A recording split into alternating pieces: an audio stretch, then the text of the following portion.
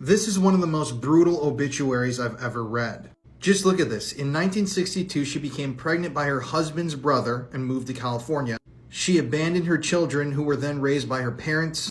She passed away in Springfield and will now face judgment. She will not be missed, and they understand that this world is a better place without her. This obituary was written and submitted for posting by Kathleen Demlow's own children. She died on May 31st, 2018, and obviously her kids had some harsh words for her, even if she wouldn't be there to hear them. It should be noted too that this obituary wasn't just printed in newspapers, it's actually online as well. After this obituary was printed in newspapers, it became a news story itself. And another relative of Kathleen's actually came forward and stated that this was completely unfair, that Kathleen couldn't be there to defend herself. They admitted, did she make a mistake? Yes, but is she here to defend herself? No. But obviously Kathleen's own children felt a certain way when she passed on. This is absolutely crazy and has to be one of the wildest obituaries that I personally have ever seen.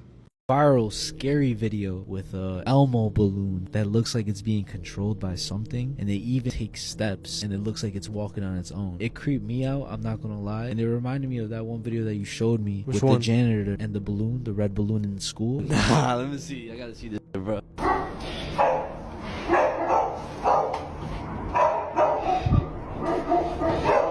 Gabe.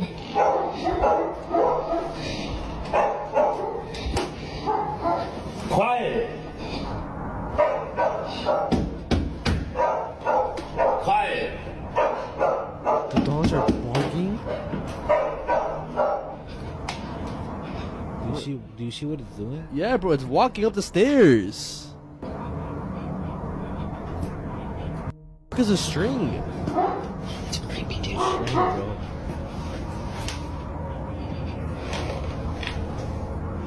And no wind can do that shit, bro. Bro, it just one leg is moving, bro. How?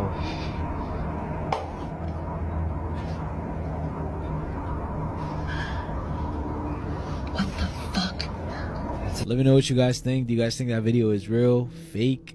I think it's real. I don't really see like a way that they're connecting a string to that. Nah, bro. A 48-year-old woman stepped onto the escalator of a Montreal metro station just as she had done countless times before. It was routine, second nature, until it wasn't. As she ascended, the sharp metal teeth of the escalator snagged the end of her scarf. At first, it was just a gentle tug, so subtle she barely noticed. But then, the pull grew stronger. Before she could react, the scarf tightened around her throat. Panic surged through her. She bent down, frantically clawing at the fabric and losing her balance, trying to rip it free. But as she struggled, her hair became tangled in the merciless machinery also. The escalator never stopped. Its motor kept grinding forward, twisting the scarf tighter and tighter, each passing second squeezing the life out of her. Her desperate gasps faded, her vision darkened. The scarf was no longer a mere accessory, it had become her noose. By the time help arrived, it was too late. She was dead. The escalator had done its work, turning an everyday ride into a scene of silent horror. She never made it to the top and died a terrible and unfortunate death. Horrified witnesses watched him pour petrol over her and then burn her alive. It was September 2024 in Endebess in Kenya. Rebecca Cheptegei was an outstanding athlete and a real role model to young women everywhere. The 33-year-old was not only an incredible mum of two beautiful little daughters, but was also a former world champion in mountain running. She was a competitive long-distance and cross-country runner who was extremely dedicated and talented. She was super supportive, not only just to her family and friends, but also complete strangers. She would hear stories of other runners who were struggling to afford things like trainers, and she would just donate money towards them just to help them, give them a little head start. Rebecca had recently competed in the Paris Olympics and was back to being on mum duty alongside her regular training. On the 1st of September, Rebecca had just come back from taking her daughters to church. This was a routine for them. She always took them to church. They really enjoyed it and she loved spending time with them. However, when they came home, she was targeted by her ex-boyfriend, Dixon Marangach. The pair had broken up and were believed to have been in a disagreement regarding a property she'd recently purchased. While the children were inside, the couple were seen by eyewitnesses who were absolutely horrified at the scenes that were unfolding. The pair were arguing outside the house, but then Dixon apparently got more and more heated, and it was obvious he went to grab something. He was then seen pouring liquid all over Rebecca before she could even react. The witnesses later heard that this was petrol.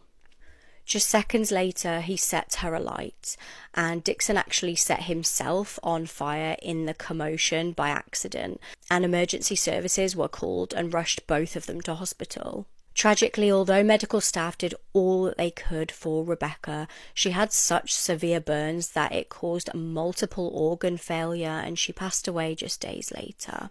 Dixon had far fewer injuries, but also died. Due to this senseless and cowardly murder, Rebecca's little daughters will now have to grow up without their amazing mother. She was murdered by an execution-style gunshot wound to the head, yet the FBI reportedly told everyone that she died of exposure. The mysterious death of Annie Mae Aquash went unsolved for nearly 30 years, but for some reason, the truth is still being hidden. There's a new true crime docuseries called Vow of Silence, The Assassination of Annie Mae Aquash, and everyone needs to stop what they're doing to watch it. Annie Mae was a First Nations activist and Mi'kmaq tribal member from Nova Scotia, and she played a major part of the American Indian movement. This series delves into her life in advocating for Native American rights. But when she disappeared in December of 1975, leaving behind 2 young children, a web of corruption and mystery would soon unravel, going much deeper than anyone at the time could have thought. Annie Mae's body was found 2 months later, and the FBI quickly ruled that she died of exposure. But after pushing for a second autopsy, Annie Mae was found to have been murdered by a gunshot wound to the head, leaving many questioning how something so horrific could seemingly go so unnoticed. This series explores how many people, including Annie Mae's family, believe that her death was the direct cause of someone much higher up than the people who would eventually be charged. Vow of Silence examines the historical issues that many Native Americans faced and still face to this day, but all from a marginalized perspective. Annie Mae's family is involved in this docuseries as well, honoring her legacy and documenting the ongoing fight for justice for missing and murdered Indigenous women. It lays out all of the facts in this mystery so you can decide for yourself. Watch Vow of Silence on Hulu to uncover the truth. What's your theory? This doll was specifically made to curse people. It's one of the most haunted dolls that's in the Warrens occult. Warning for you guys don't have to look at the doll if you don't want to, but keep in mind, it could appear in your dreams and give you really, really bad nightmares. Nah, bro, what the It's called the Shadow Doll or the Doll of Shadows. That's very scary. You never seen this before? I've never seen that. It's definitely a very scary doll. This doll is made up of human and animal bones, and it has a human tooth protruding out of it, and its hair is made out of feathers from crows, and it was specifically made for evil purposes through black magic rituals. And the Warrens explain how this curse would work. If you were to own the doll, you would basically take a picture of it, print out the picture, and you would write a curse on the back of the picture, and then you would send it out to whoever you want to curse. If it's somebody that you don't like, or someone pays you to send a picture to somebody, once they see the picture, if they don't believe it, they're like, it's just probably bullshit. They would start having really, really bad nightmares to the point where their heart would stop and they would have heart attacks. Does this kind of sound familiar? Freddy Krueger? Yes, kind of in a way, yes. Also, nobody really knows how many people it went through to get into the possession of the Warrens, but there is a story of the people who had it before the Warrens. Why would they even have that? I'll explain it, bro. There was this couple that loved to collect dolls, and they went to this antique store searching for a new doll for the collection, and the owner of that store practically gave it to them. That's obviously a Red number, flag, bro, of 100%, course. yeah. So they take it back home, and automatically... One night, a girl was at the movie theater with her boyfriend waiting in line for popcorn when she felt an unsettling sensation. Someone was watching her. She glanced over and locked eyes with a strange man standing a few feet away. His gaze fixed on her. His stare was intense, unblinking. She nudged her boyfriend and whispered about the man. He glanced over and said he's probably just a creep. They then took their seats in the darkened theater, but as the previews rolled, she noticed something that made her stomach turn. The same man was sitting just a few seats down, still staring at her. She wanted to say something, but she didn't want to sound paranoid. Halfway through the movie, the man suddenly got up and left. A wave of relief washed over her. Maybe he was gone for good. A few minutes later, her boyfriend leaned over and said he was going to the bathroom. She said okay and kept her eyes on the movie. But as time passed, her nerves started creeping back in. After 15 minutes, her boyfriend still hadn't returned. Worried, she pulled out her phone and called him. But there was no answer. Her heart began to race. Something was wrong. She quickly stood up and made her way to the lobby, but as soon as she stepped into the hallway, she froze. A crowd had gathered near the restrooms, people screaming, calling for help. Her breath was caught in her throat as she pushed through the chaos until she saw him. Her boyfriend lay motionless on the floor, blood pooling beneath him, his body brutally stabbed. A scream tore from her throat as she collapsed beside him. Then she noticed something, a small crumbled piece of paper beside his body. With trembling fingers, she picked it up and unfolded it. Her blood ran cold as she read the chilling message inside that said, "I wanted the girl." This is one of the most evil men in American history. Meet Warren Jeffs, a Mormon cult leader and child predator, who at the time of his arrest had approximately 78 wives, many of which were underage wives, I use that term loosely, who had been forcibly married to Warren as child brides. One episode of Freeform's new show, How I Escaped My Cult, which is now available to stream on Hulu, goes into great detail on this case. But I still want to cover some disturbing points here. Warren Jeffs was born more than 2 months prematurely in Sacramento, California on December 3rd, 1955. In 1976, the year he turned 21, Warren became the principal of the Alta Academy, an FLDS, or Fundamentalist Church of Jesus Christ of Latter-day Saints, private school located at the mouth of Little Cottonwood Canyon. And it should be noted here that the FLDS is an offshoot of Mormonism that believes in and practices polygamy. Warren's father, Rulon Jeffs, became the leader of the FLDS Church in 1986, and eventually had 19 or 20 wives and approximately 60 children. Upon his father's death, Warren immediately married almost all of his father's widows and established himself as the sole authority on marriages in the church. And in 2002, Warren took over as the leader of the FLDS Church, establishing himself as president and prophet. As president and prophet, Warren controlled who married whom, had the power to reassign wives, kids, and even homes as punishment, and managed a huge chunk of property worth over $100 million until the court stepped in, all while preaching that having more wives brought a man closer to heaven. In 1998, Warren married his 8th wife, a 16-year-old girl named Vicky, and 2 years later, in the year 2000, Vicky gave birth to the couple's son, a boy they named Wendell. In 2004, Warren's nephew Brett came forward with a lawsuit claiming that Warren Jeffs had sexually assaulted him in the 1980s. And this opened the floodgates. Suddenly, more and more allegations of abuse surfaced publicly, including allegations from Warren's own family members and children who claimed that he mentally, physically, and sexually abused them. And at this point, with pressure closing in on him and authorities looking into his abusive past, Warren decided to move his clan down south to Texas. A year later, in 2005, Warren was hit with charges over his involvement in arranging a marriage between a 14-year-old girl named Alyssa Wall and her older cousin. And after being charged with this crime, Warren abandoned his dozens of wives and children and went on the run. And disturbingly, later on, photos even emerged of Warren with a new 12-year-old wife. However, in August of 2006, Warren was pulled over in Nevada for having his temporary license plates missing. And finally, in 2011, Warren was convicted on assaulting a minor in Texas. To this day, many diehard followers still consider Warren Jeffs to be the rightful prophet, believing he's been wrongly convicted. If you want to hear the full story of Vicky and Wendell, who escaped from Warren Jeffs and his cult, and their miraculous story of survival, check out the new Freeform show, How I Escaped My Cult, which is streaming now on Hulu. This is the first time that Vicky and Wendell have shared their stories on video, and it's an incredibly powerful and disturbing watch. I wish I hadn't researched this case, but it's too late now. The information is burned into my brain. A man literally found a deceased teenage girl, and instead of calling the police like a normal human,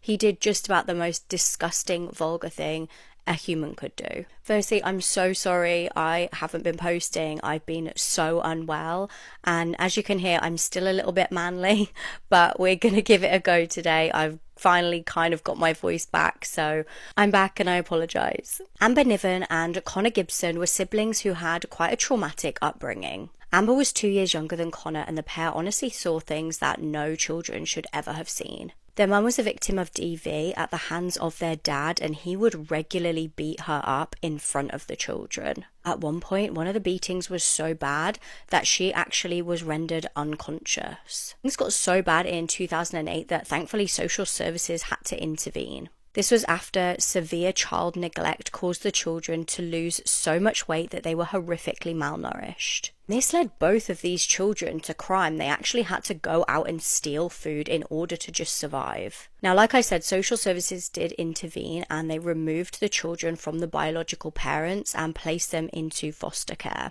This was with a couple in South Lanarkshire, and it finally seemed like the children were in a stable home. Amber ended up changing her surname to Niven in an attempt for kind of like a fresh start, but Connor decided to keep Gibson. Now, I suppose you might think that because these siblings had been through so much together, it might have actually brought them really close together and they would be kind of like an unstoppable unit.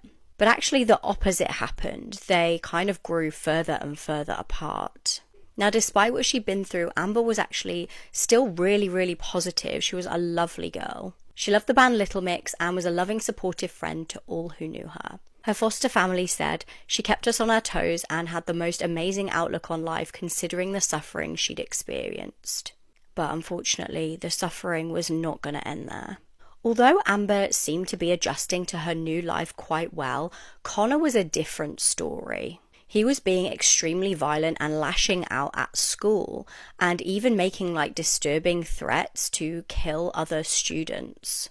Now, in June 2021, when I believe Amber was either 15 or 16 years old, she went to a house in Bothwell with a few people, just as teenagers do. I definitely did that all the time when I was younger. However, at some point during the evening, unfortunately while Amber was asleep, a 20-year-old called Jamie Stars did something horrific. He assaulted and AR'd her.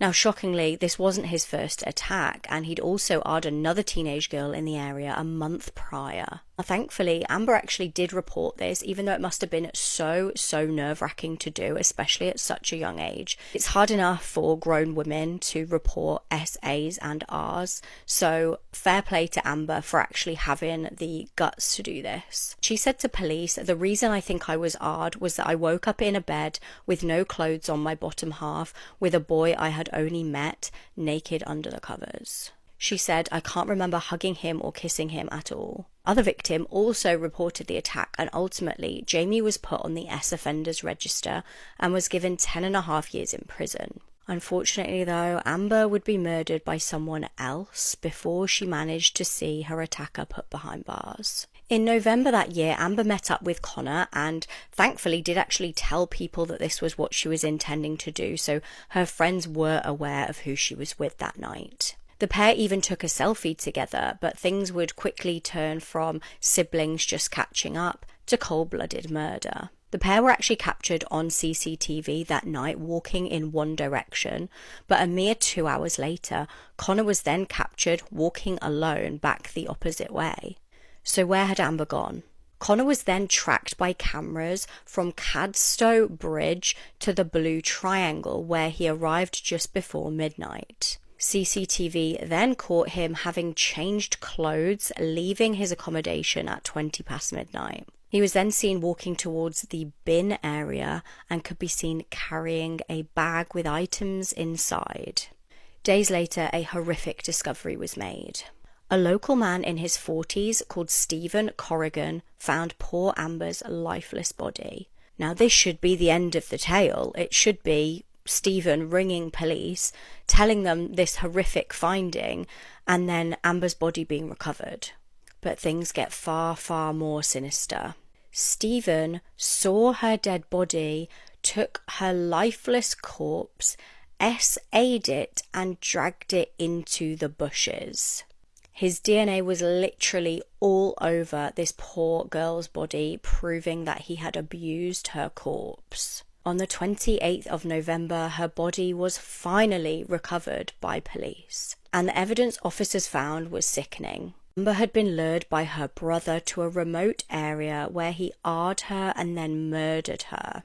She had severe blunt force trauma, a broken nose, and had been strangled to death. Police found blood-stained clothing in a wheelie bin at Connor's accommodation. This poor girl had not only been murdered by her own brother after the pair had survived such absolutely horrific abuse growing up, and her then being a victim of a horrific S attack too. But a random member of the public, upon finding her dead body, was still not satisfied with letting Amber rest and SA'd her. Connor was ultimately jailed for life, and Stephen Corrigan was given just 9 years. I tell you that this is the most disturbing missing persons case, I 100% mean it, because you don't just go missing after jet skiing with a creepy man that you just met on vacation. Max DeVries was 14 years old when he went missing while on vacation with his family in Aruba back in 2004. The circumstances surrounding his disappearance are bizarre, and nothing has disturbed me more than learning about what happened to him, so let's talk about it. Part of the reason why this story is so horrifying is because in 2002, just 2 years before Max would vanish, his dad would suddenly die after having a heart attack. This would leave Max's mom to raise their 2 children alone, which is already devastating enough. But fast forward to May 12th of 2004. The DeVries family, which now consisted of Yvonne, her 14-year-old son Max, and his younger sister Dominique, were simply just trying to put their lives back together. They decided to plan a fun family vacation to Aruba to take their mind off of things and altogether heal. They all stayed at the La Cabana Resort, and they were so excited to hang out on the beach and play in the water. Growing up, they had a sailboat, so Max specifically loved the water and knew how to swim really well. A few days into their arrival, Max was playing pool at the resort when, seemingly out of nowhere, a man in his 30s approached him. To avoid being sued, I'm not going to give his full name, but the man's first name is David. So David starts playing pool with Max, and at first it seemed a little weird to Yvonne how friendly he was with him. But then again, it was a resort where everyone was pretty friendly, so it wasn't really a cause for concern. The man then started telling Max and the family about how he was also on vacation with his adoptive father, and they were celebrating the day that he was adopted so many years ago as a kid. The adoptive father is also named David, so from here on out, I'll address them as David Jr. and David Sr. So David Sr. then joins everyone and asks them what they had planned for the next day. Yvonne tells him that she and her family are going parasailing, and David Sr. asks if they can join them. So Yvonne, being nice, says yes. The next day came and went, and everyone had a good time together. They all went parasailing, and then David Jr. takes Max out on a couple of rented jet skis. They came back and Max said that he had fun, and that was that. They weren't really planning on hanging out with the 2 men again, but then the next day, as the family was hanging out by the pool, David Sr. approached them. He then asked Max in front of Yvonne if he wants to go jet skiing again. Yvonne tells him no because he just did it the day prior, but he insists, saying that he really wants Max to go and that he'd even pay for it. And Max, being a kid, was really excited and begged his mom to let him go. So Yvonne said yes, even though she really didn't want him to. The last time Max was ever seen alive was getting on a jet ski and following David Sr. out onto the water, and what happened after this has never really been explained. So the jet ski rental was only supposed to last 45 minutes, but over an hour goes by and Max and David Sr. are still not back yet. So Yvonne starts to worry and heads down to the beach, but to her surprise, there were already people trying to look for the 2 with binoculars. This is when things start to get strange. In a panic, Yvonne goes back to the resort and tells management that her son is missing, and he was last seen with this strange older man that's also staying at this resort. So management then goes to the men's room and starts knocking on the door in hopes of finding David Jr. inside, but nobody answers the door. So authorities were notified and a search and rescue boat was sent out to try and find them. In the distance, Yvonne could see the boat coming back, but mysteriously, only one person was brought back, and it was David Sr. Max was nowhere to be found. What's odd is that the entire time they were looking for the 2, David Jr. was mysteriously missing as well, and he only showed back up when his dad was being rescued and brought back to shore. When Yvonne asked him where he was because they were looking for him, he said that he was passed out drunk in his room and didn't hear anyone knocking. When David Sr. was brought back to shore, he was suspiciously covered in scratches all over his neck and arms. And when asked about what happened, his answer was truly disturbing. David Sr. said that he and Max went out to a sandbar a few miles away and decided to get off their jet skis. When they tried to leave, their jet skis wouldn't turn back on, so Max tied them together so they wouldn't float away. But as he was doing this, he said that he heard a loud thump, and when he looked around, he saw Max floating away. He said that that was the last time he ever saw Max, and he didn't try to help him or anything. Because of the scratches all over his body, the Aruban police brought him in for questioning, and his story started to not add up.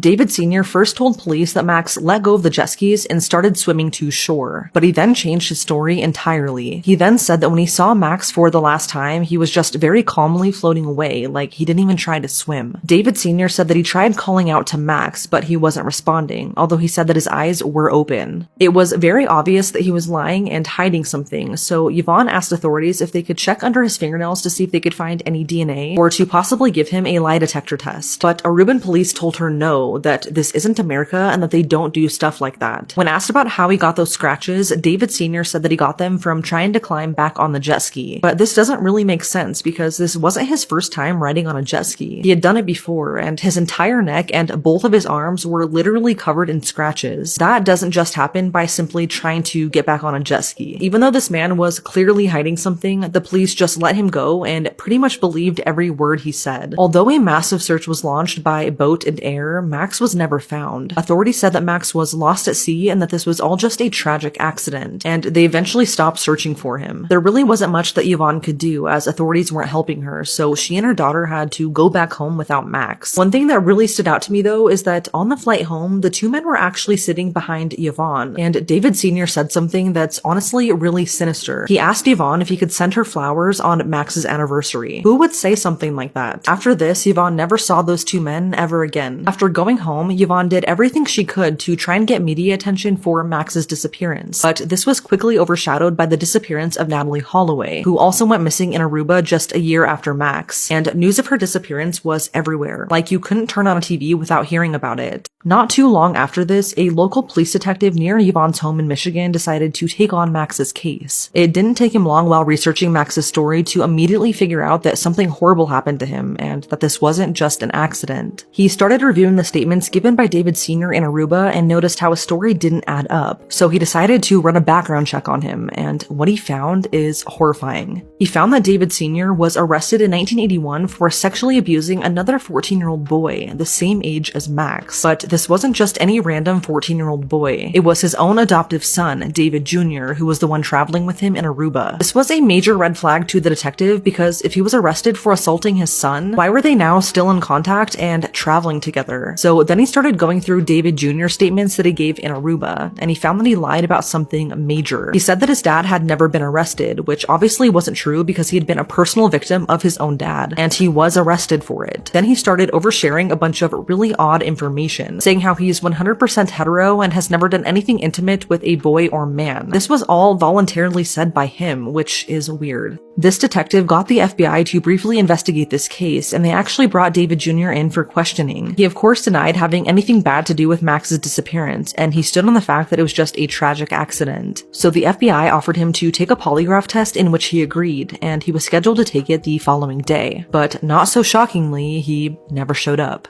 Eventually, the FBI were taken off the case to work on a bigger case, but they believed that the two men were working together to target other young boys. They believed that David Jr. was used to groom Max into creating a friendship bond, and then when David Sr. took Max out to the sandbar, he had a son meet him out there so that they could assault Max and kill him. And that's why David Sr. was covered in scratches, because Max fought for his life. Despite how obvious it was that Max was met with foul play, his case would soon go cold, and no movement would happen until April of 2016. One day, seemingly out of the blue, Yvonne gets a message from a woman asking to talk about Max. This woman doesn't want to be named publicly for fear of her safety, but she goes on to tell Yvonne that she dated David Jr. for a year. She said that she, David Jr., and his dad were all sitting in the living room when his dad suddenly blurted out, quote, "Hey, has he ever mentioned anything about the 14-year-old boy who went missing in Aruba?" End quote. The woman says no because David Jr. has never mentioned anything about it before, and his dad says that he was really close with the boy and that it hurt him a lot when he went missing. Later that night, the woman asked David Jr. what happened that day in Aruba, which made him incredibly mad. He yelled at her to never talk about him ever again. Apparently at this time, this woman had a son from a previous relationship, and she said that after this interaction, she started paying attention to how David Sr. would act around her son. She said that he got way too close to her son and always wanted him to sit on his lap. So this is when she left him, and she decided to Google missing 14-year-old boy in Aruba and found Max's story. She then reached out to Yvonne wanting to help. This is when Yvonne found yet another girl that this man dated, and she was able to talk to her as well. This woman said that on one occasion, David Jr. told her that the only good thing his father has ever done for him was get him out of trouble in Aruba. She said that David Jr. would sleep talk and say Max's name, and one night she confronted him about it, asking who Max was. He then snapped and held her at gunpoint, strangling and stabbing her, but somehow the woman was able to escape and survive the attack. David Jr. was arrested for this, but somehow he only ever got 2 years probation for literal attempted murder. It's now been 20 years, and Max has never been found. found. The two men have never been charged in connection to his case. Although the way I see it is that there are two people in this entire world who know exactly what happened to him. Max's mom is here on TikTok trying to get some focus back on his case, so please go follow her. Although what exactly happened to him 20 years ago remains a mystery, Max still deserves justice, and his case deserves to be reopened.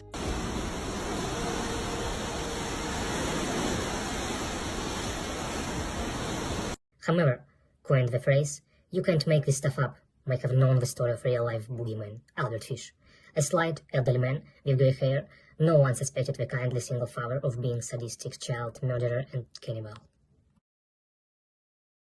I want to talk about something that me and my brother were actually talking about, right? Oh, Jurassic Park? So the novel is way different than the actual movie. So the actual movie is more like, oh my gosh, a fucking dinosaur. There is parts where like dinosaurs eat humans or whatever, but it doesn't really get too much into detail with that, or it's not really gory in that aspect, right? But the actual novel is more of a sci-fi horror than an adventure. So, like, what does it talk about? Like, This girl, right? She hears like noises in the room. At first she thinks it's a fucking bird. She's like, oh, it's a fucking bird, it's whatever. It's in the baby's room as well. So she gets closer and closer, and then she doesn't hear it no more. Then she opens the door, and then she sees the little dinosaur. You see those little dinosaurs? The ones that are like running all together and shit? So those motherfuckers, they're on top of a crib, don't tell me they ate the baby. and they're all bloody on their face. So they ate the fucking baby. And she said that she saw the fucking dinosaur biting a piece off of the baby's face. Another scene that's even like way more disturbing than that. So it's a scene in the movie Jurassic Park. The one with the glasses, right? Yes. And then like he gets eaten in the car, right? Yes. That scene always used to scare the fuck out of me as a kid, bro. Well, it's even worse in the novel. In 2017, Jacob Ohl was walking along train tracks with earbuds on when he suddenly sensed but didn't hear a train approaching from behind him.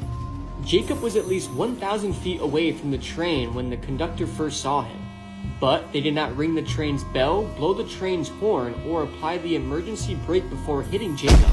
The train hit Jacob, resulting in the train severing both of his legs below the knee. Jacob then acted quickly, and despite both of his legs being severed and in an insane amount of pain, he immediately called 911 and remained completely calm while providing crucial information that saved his life. It also took the train a half mile to come to a complete stop after hitting Jacob. Jacob filed a lawsuit and claimed the CSX train did not put up fencing or other warning devices to keep pedestrians a safe distance from the tracks. This situation is just insane, and I can't believe despite both of his legs being severed, he managed to still call 911 and save his own life. He may never have legs again, but at least he still has a life to live. What can we do when it comes to fighting people like Jeffrey Epstein? I know it seems like we don't have much power as the American citizen, but we have more power than you think. If you're as sick as I am of pedophile rings being covered up and corruption just being so blatant in America, I have something for you to do.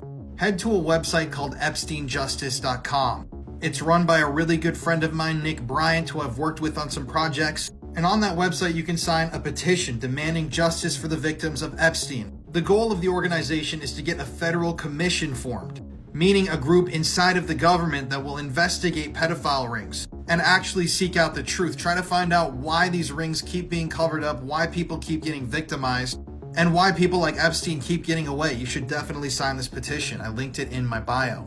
Also on the Epstein Justice website, you can write your members of Congress. I know the team behind this thing, and there are a lot of people in government that are gearing up to support this. So you should definitely help make your voice heard by going and sending a letter to your representative and by signing this petition. I know it doesn't seem like a lot, but together we can enact change. That's why I make these videos all the time covering stories of pedophiles and CP production rings. Because this stuff happens every single day. It's happening right now when I'm recording this TikTok, and there isn't enough being done to stop it. Also, if you want to hear all the facts about Epstein, go listen to the first episode of my new podcast, The Conspiracy Files, available on all streaming platforms.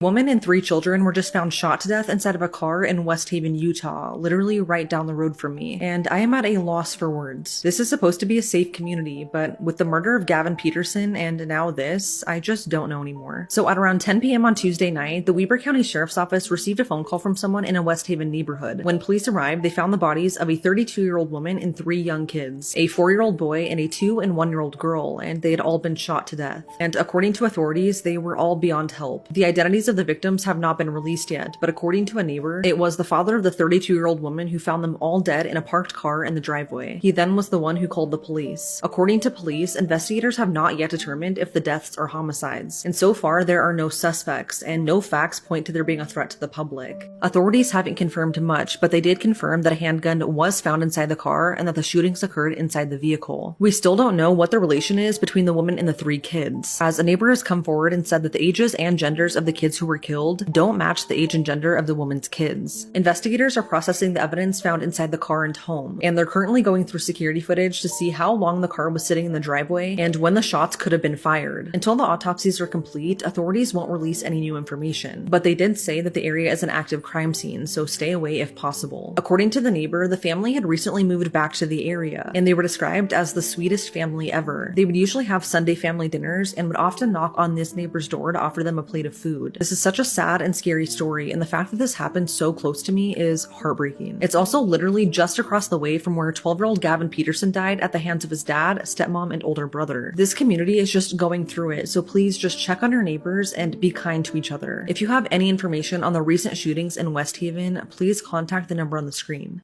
Imagine enjoying a family pool party and then moments after your dad takes out a gun and opens fire. It was the 11th of July 2024 on a gorgeous sunny day in Alabama. Colton Daniels was soon going to be turning 9 years old, so it was cause for celebration. Colton's sister was called Haley and was just 6. Their cousins were also invited round, Caleb, who was 6 as well, and Kinley, who was just 2 years old. They showed up with their mum, Kelsey Kendrick, who was 24 years old, to a relative's house for a pool party. Now, the children were really enjoying the sun and the nice warm weather. They really needed a chance to be kids and just let their hair down. The Kendrick children, Caleb and Kinley, had been experiencing domestic violence at home. This was at the hands of their dad, Brandon. It's reported that he struggled with mental health issues and hadn't recently been taking his medication. It's believed that over the past few weeks, his mental state had been worsening. It's around 7 p.m. that day, Kelsey reportedly received a phone call from Brandon,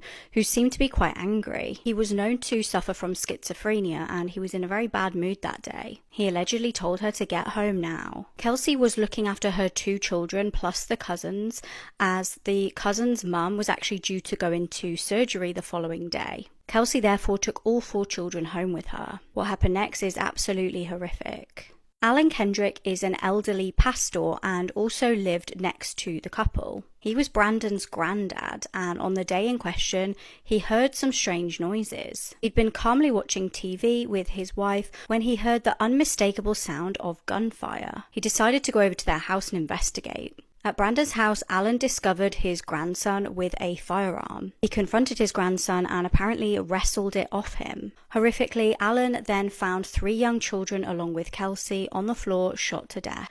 Now, Haley was actually still breathing at this point, but after being rushed to hospital, she was also tragically pronounced dead. Heartbreakingly, Caleb was actually found outside of the property, leading investigators to believe that he probably tried to run for his life. It's reported that Brandon asked his granddad what had happened, and when his granddad told him, he simply replied, "Oh."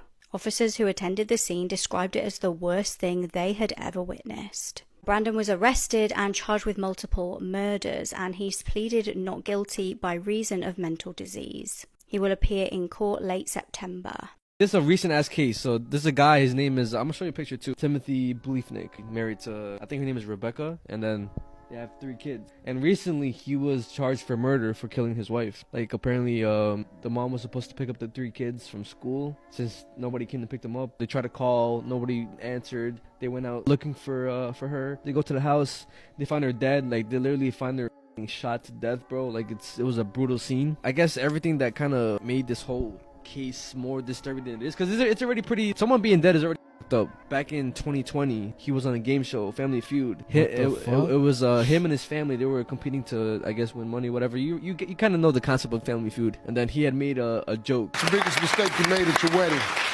Honey, I love you, but said I do. Not my mistake. I love my wife. I'm gonna get in trouble for that, aren't I? And this is him how he looks now, bro. But just looking at that and then looking at this now, like how everything unfolded, kind of seems like, was he playing around? Was it coincidence? Was it not? That's fucking insane, bro. My guy doesn't even look like a killer, bro, and it'd be the least people you expect it to be. I'm pretty sure their family was like well known in their neighborhood or stuff like that, because there's videos of the neighborhood gathering in somewhere where like they could all watch the show live. They were watching it, like cheering for them, like, yo, like it's so cool, like seeing them together and like, or seeing them on TV, stuff like that. Not knowing what the fuck was gonna happen. There was a man named Igor Yefimov who was a Russian airport worker, and one day something awful happened. As Igor was preparing flight Air Astana 737 for takeoff by either loading luggage onto the plane or guiding its direction, he accidentally was standing too close to the plane's engine when it suddenly sucked him up and killed him instantly. His entrails and bits of his body were then shot all over the runway. The flight was then cancelled and all the passengers were onboarded and were put in local hotels for the night. Investigators were shocked by this gruesome accident and couldn't figure out how this happened. They believe Igor didn't follow the safety protocol and was standing too close to the engine when it sucked him up and killed him instantly. There's a CCTV video of the situation that went around on social media showing the whole situation unfolding. This is a terrible accident and sounds made up, but believe it or not, situations like this had happened before. Rest in peace to Igor, and what a terrible, terrible death. Look, I'm gonna say this once, and I'm not saying it again. Part her fucking thighs and release all that chaos from her mind. You fucking amateur. So the man that you just saw in that creepy TikTok video was 28-year-old James Lee Bonewitz.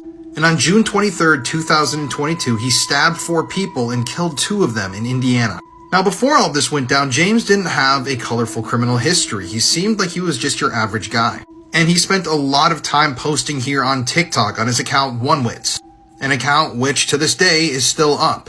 Now I couldn't really find any information on why James carried out these crimes, but he did. So on the night of June 23rd, the police in town got a report of a suspicious man at a local store. Apparently, this scraggly-haired man was inside of the store holding 2 orange-handled knives, but before the police could arrive, he left in his sedan. Then, security camera footage captured him parking at a gas station and exiting his vehicle. And for some reason, he walked over into a neighborhood, entered people's homes, and started stabbing. Sadly, a couple would die in the stabbing. Caitlin Huddleston England and her husband, Danny England. Now, Caitlin survived the initial stabbing. She was transported to a local hospital where she was pronounced dead. But on that evening, Danny was found on the back porch of the home with a massive laceration in his chest and a deep cut in his arm, and he was already dead when authorities arrived. But that wasn't enough for James. There was also a man that they discovered in the back door of the home with multiple cuts all over his body, who had been stabbed multiple times. His name was Bo Williamson, and he survived the attack. James had also stabbed another man, this time in the bathroom of the house. This man was identified as Terry Solomon II, and he had cuts all over his abdomen. Terry would eventually tell the police that he heard his neighbors screaming, he had rushed over to help, and that's when he was attacked by James. So I tried to find as much information about this crime spree as I could, but I couldn't really figure out exactly why James had carried out this crime spree. At the end of the day, he had viciously stabbed 4 people and 2 of them had died. And after he had stabbed all of them, he had gotten in his vehicle, driven away, and he was discovered by police the next morning hiding out in a field covered in blood. So James would eventually sign a plea deal and admitted guilt to all of the crimes. And he was eventually sentenced to 85 years in prison, which means he's more than likely going to die in there. I just don't understand exactly why this crime happened, but it really is a tragedy.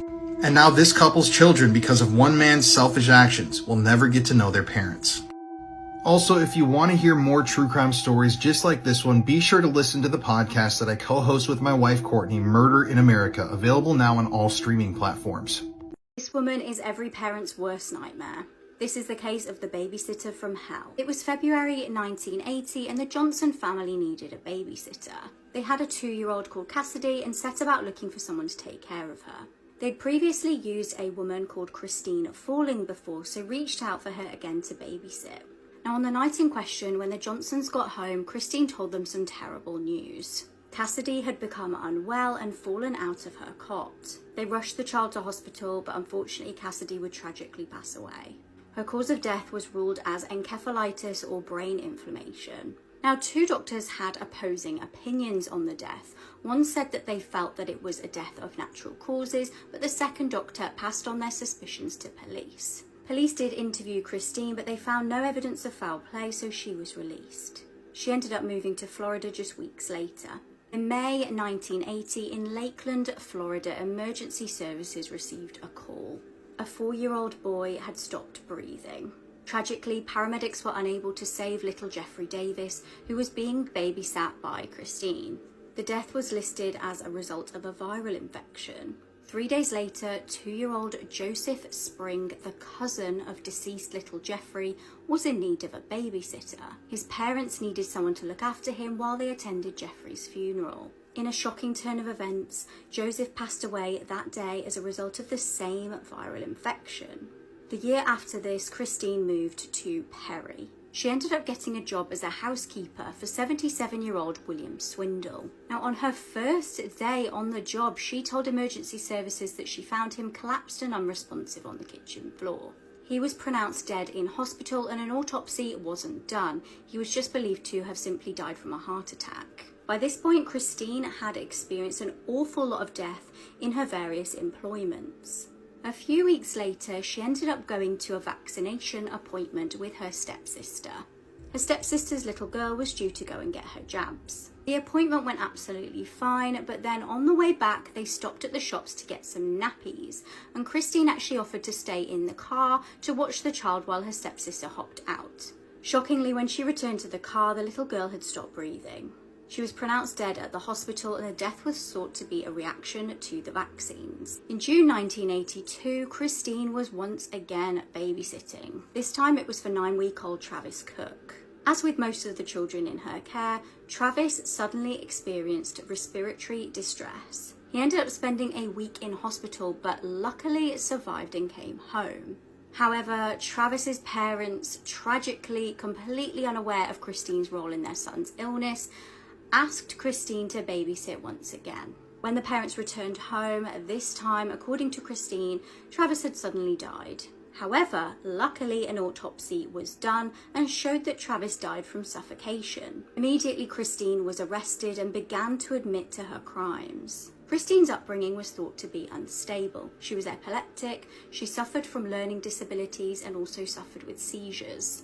She would display fits of anger and, trigger warning here, relating to animals. She had a fascination with torturing cats. She was apparently subjected to physical and abuse growing up.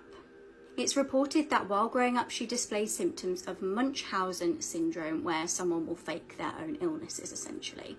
She claimed that she learned how to suffocate via the TV and claimed to have heard voices telling her to kill. In 1982, she got 2 life sentences. She later admitted to killing William Swindle too and was denied parole, and as far as I can see, she remains behind bars.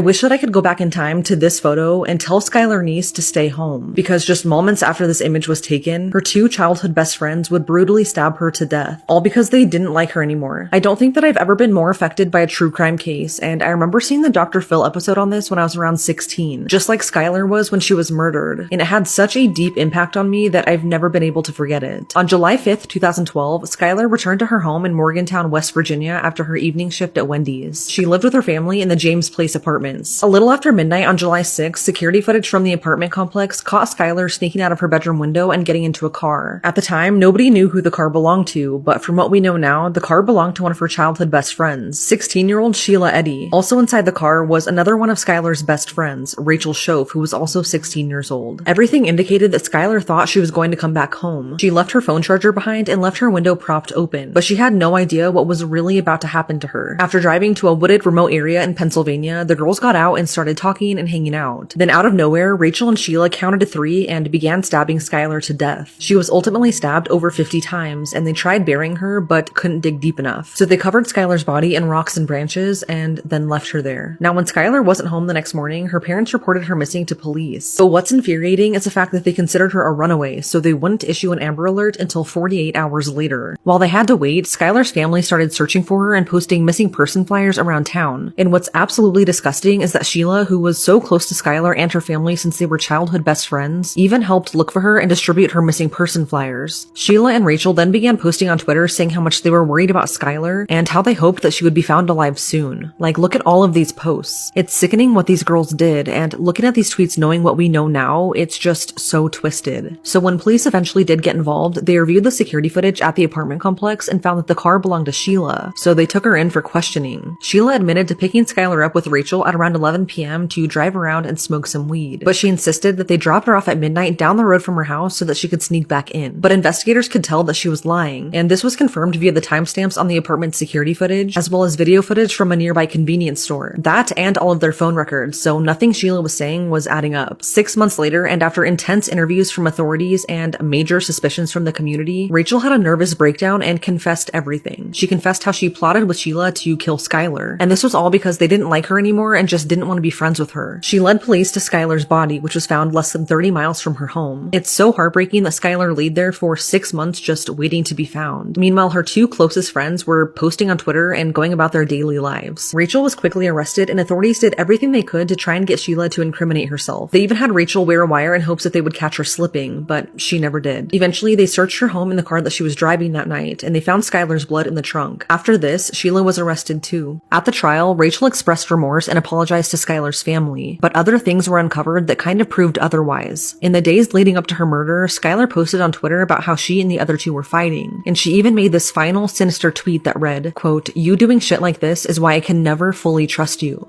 End quote. And it also came to light that in the months leading up to the murder, other students at the school overheard Sheila and Rachel talking about the murder plot, but they thought that they were just joking, so it was never reported to police. Both girls were tried as adults. Rachel pleaded guilty to second-degree murder and was sentenced to 30 years in prison with eligibility for parole after 10 years. Sheila, who has never shown any remorse, pleaded guilty to first-degree murder and was sentenced to life in prison with eligibility for parole after 15 years. Under West Virginia law, a juvenile offender is required to have a possibility of parole on a life sentence, even in violent crimes. Rachel got less time because she was the one to confess and cooperated with authorities. Both Sheila and Rachel are still being held at the Lakin Correctional Center. In May of 2023, Rachel had a parole hearing in which she still expressed remorse for the killing, but this time she also said, "I made one mistake. That doesn't make me a bad person." She also gave more insight into why they murdered Skylar, and this time she finally gave the true motive. Rachel explained that she was in a romantic relationship with Sheila, and that caused tension between them and Skylar, which is why they decided to kill her. Long story short, she was denied parole, as she should be, and her next parole hearing is next summer. Sheila's parole hearing is in May of 2028, and I personally believe that she should never get out of prison. She has shown no remorse, and I honestly believe that she would kill again if something made her mad enough. The only good thing that has come out of this is Skylar's Law, which her family has pushed to get passed. Skylar's Law modified the West Virginia Amber Alert plan, and now authorities have to issue immediate public announcements when any child is reported missing or in danger, regardless if they are believed to have been kidnapped or not. But nothing has ever been the same for Morgantown, and to this day, they are still haunted by Skylar's murder.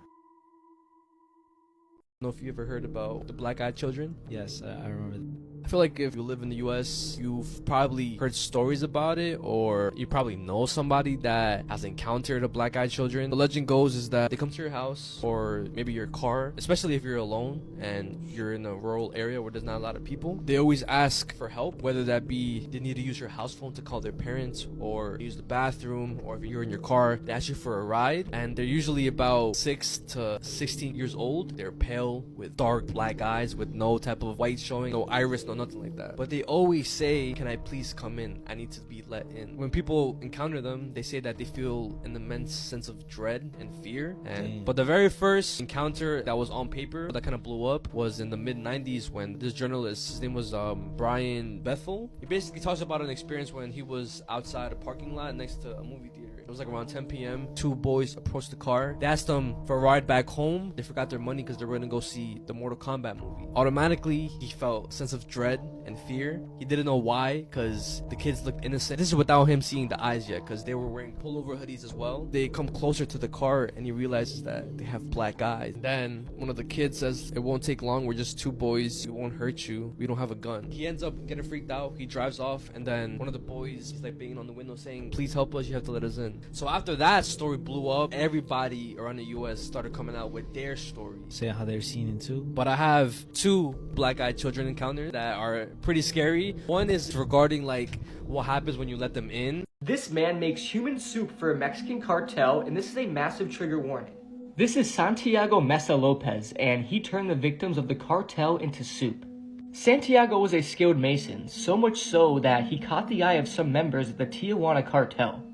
They then hired him to do construction work for them and take care of their horses. Santiago proved to be a hard-working employee who never questioned his bosses or a task. So they decided to bring him on board the Tijuana cartel and show him the ropes. He rose through the ranks of the cartel from drug dealer to the rank of drug office keeper. It was a risky job, but years later, Santiago was still alive and had his job. But things became complicated when Santiago's cartel got into a war with another cartel. The streets of Tijuana became a battleground with thousands of people getting killed and their bodies getting abused daily. This then got the attention of the Mexican authorities and the DEA and the FBI. And the cartel soon realized they had to get rid of the bodies quickly and quietly. They then got the idea from dangerous people who make people disappear, and the idea was to turn them into soup. But they needed someone they can trust fully to do the dirty work, and that person was Santiago Mesa Lopez. They then brought him into a room for an experiment. In the room was a 200-liter drum filled with caustic concoction of water, soda, and other chemicals. They then brought in the dead body of a victim of the cartel war. Santiago was then ordered to strip the body and stuff it into the drum. He did this without asking any questions or blinking an eye. They then all watched as the body started to dissolve in the liquid, so they left it overnight. The next morning, they came back to see the body had completely dissolved, leaving behind smudge and bone fragments. Santiago then got a new title called the Stew Maker. This title fit him well as he was the one stirring the bodies in the drum, turning them into soup. As the stew maker, his task was simple but brutal: dissolve the victims of the cartel in acid. While the cartel was destroying and killing their enemies, Santiago was making soup with what was left of their bodies and erasing every bit of evidence from the cartel's crimes. Santiago operated in numerous locations, mostly near remote ranches or farms bordering the United States. He took deliveries of the bodies in different locations, and in some months, Santiago got 30 to 50 bodies to completely dissolve and disappear. He would chop up the bodies in smaller pieces and then dump them into the drum containing the acid solution. The process could take several hours depending on the size of the body. He would then stir the mixture occasionally with a wooden stick or metal rod. And the pieces that weren't dissolved properly, like teeth and some bone fragments, were then burned with gasoline. The liquid from the barrels was then poured into rivers or wells, but as Santiago became more skilled, he constructed drainage systems that made it easier for him and his crew to dispose of the remains without having to carry the heavy barrels of liquefied humans.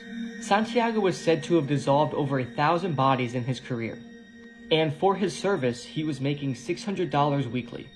This is absolutely crazy, and many people say he could have said no, but if he did, those might have been his last words he ever spoke. And would you rather be in the pot or stir it? Santiago definitely did what he did only to survive. But if you want a part 2 explaining the aftermath, just let me know and I'll make it. The allegations against Ava Chris Tyson just keep getting worse. A new Rolling Stone article just dropped exposing more of Ava's dirty secrets that were covered up by Mr. Beast. So if you're unfamiliar with who Ava Chris Tyson is, she was a part of the Mr. Beast channel and used to go by Chris Tyson.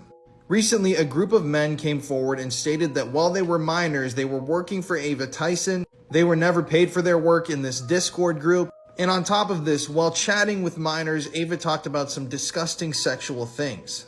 Here's just one example from the Discord chats talking about corn. In this specific chat, Ava is talking with minors about cleaning up their Discord, removing any mentions to pornography, and even talking about how they think that it's dumb that they should have to do this. But if you go in depth with those Discord chats, it's some really disturbing stuff. I understand that back then people like Mr. Beast and Ava used to make off-color jokes, but there is no circumstance that an adult should ever be talking to a child with any sort of sexual tone. Especially when you're at the Kids' Choice Awards and you're part of the biggest channel in the world with a gigantic fan base of children.